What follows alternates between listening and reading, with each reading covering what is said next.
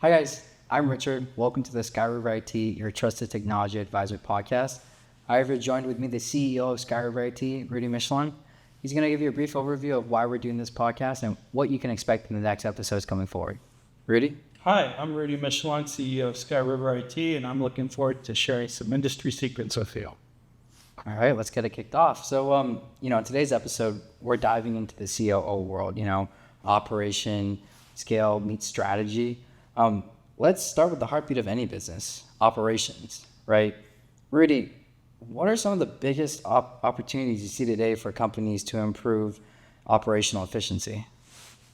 I think leveraging technology is one of those things that is really front of mind for a lot of people that are responsible for operations, especially with AI out on the scene right now. Mm-hmm.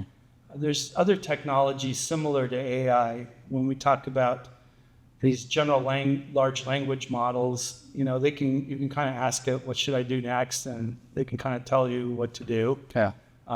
We use those things in our business today. Some of the other areas which it's really exciting to implement AI with is robotic process automation. And that means that you can basically have AI answer service tickets that are coming in and perform some pre-scripted routines and not have to dedicate a lot of engineer time to basic tasks that can be handled by the system. So it's a great way to leverage that technology. And then finally, another area where we see the AI being rolled out is listening in on the calls and writing standard operating procedures on the back end. So it will basically tee up an SOP, a standard operating procedure, and then it will help with documentation so that the next time we get another ticket in, somebody can look at that previous knowledge base article and find the solutions to the problems that we've already solved. Okay. Is there any specific examples, you've run into at Skyriver IT where it's been a blessing in disguise for you and the company to use? AI is one of those things where it's a double-edged sword, I'd say. So it might make some things easier, like replying to your emails and things like that. I love how Copilot kind of tees things up, but you got to read them. You got to really focus in on. Sometimes it's AI and it's basically just a probability engine, and so it's trying to generate a response, but sometimes those responses are not the best, and make sure you read them, especially at the very end where it says something about this being an AI response, and to review the response for factual accuracy. And so those are kind of the caveats when implementing AI. Just don't take it wholesale. Just look at it as a tool that's going to make your life a little easier, but don't skip the reviewing step. Yeah, I mean, that's a crucial step, right? The devil always lies in the details, I think. Let's move on to scaling the business, right?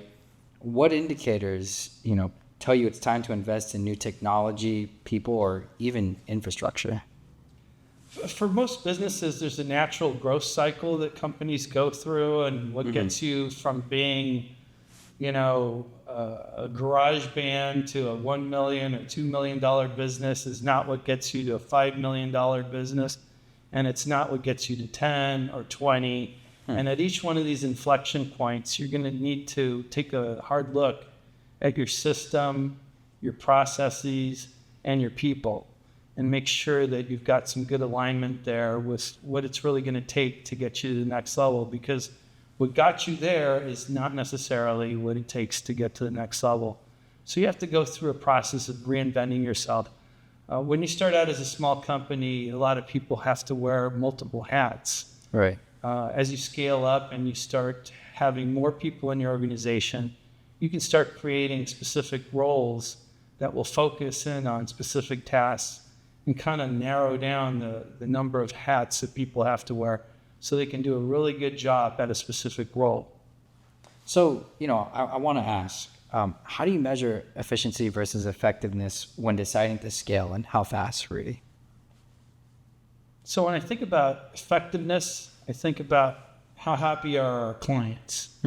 And usually we measure customer satisfaction index for things like that. That's done through surveys. But it's also important to measure that satisfaction amongst our team members.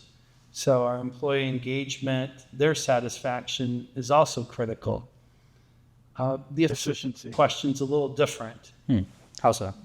There are a number of things that to be efficient at what you do that might work contrary to customer satisfaction. So even though people like to chat on the phone for a while with our engineers, to be more efficient at what we do, we want to kind of tighten that up and be able to serve all our clients without having to really scale up to some monstrous number of engineers, right? So to make the business more efficient, the main thing that we have to focus on are leveraging things like technology. So AI in our business is very important. And if the system can take some of the tickets out of the queue that our engineers are answering, then it's a win from an efficiency perspective, right?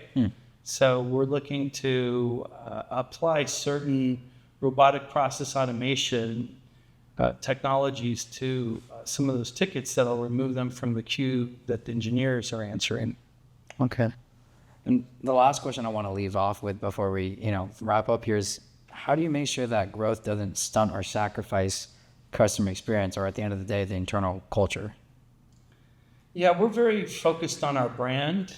So we're not going to just expand for growth's sake. We're going to expand when it's right. And so we're very, very careful about taking on new accounts and making sure that they're complementary to where we're going as a business, and making sure we partner with the right level of client that will incorporate, some of the suggestions that we provide them with. Because if we are in a situation where we're just taking all comers, we're going to kind of lose our focus.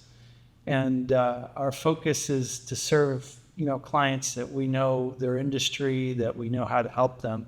Speaking to the different verticals that we serve, we have a large client base in the biotech space, defense contractors, not-for-profits, and also professional services firms. All right, well, that'll do it for this episode. Thank you again for all tuning in. Please don't forget to like, comment, or subscribe to our YouTube channel and follow our socials. Thank you again for tuning in to the Skyriver IT, your trusted advisor technology podcast. We'll see you in the next one.